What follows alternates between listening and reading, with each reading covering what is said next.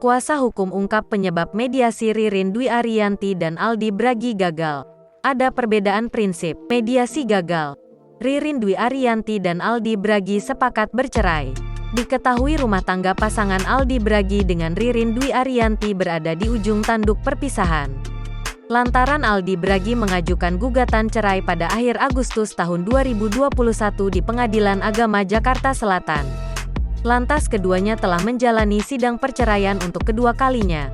Kamis, tanggal 30 September tahun 2021, kuasa hukum Ririn Dwi Ariyanti, Riri Purbasari Dewi buka suara soal jalannya persidangan sang klien.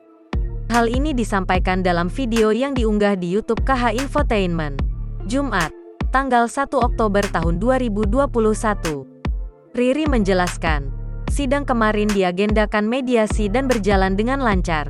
Meski begitu, Riri enggan memberikan banyak pernyataan mengenai perceraian Ririn Dwi Ariyanti dan Aldi Bragi. Sehingga ia meminta untuk menghargai proses persidangan hingga putusan perceraian. Akan tetapi terungkap, mediasi antara Ririn Dwi Ariyanti dan Aldi Bragi gagal. Riri menyebutkan kliennya dan sang suami sama-sama sepakat untuk mengakhiri rumah tangga. Riri mengungkapkan penyebab mediasi antara pasangan tersebut tidak mencapai kesepakatan, yakni terdapat permasalahan yang tak bisa diperbaiki di dalam rumah tangga kliennya. Selain itu, pasangan yang menikah di tahun 2010 ini sudah memiliki prinsip yang berbeda.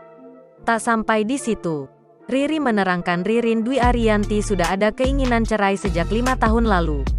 Kendati demikian, ia mencoba untuk membujuk istri Aldi Bragi agar mau mempertahankan rumah tangga.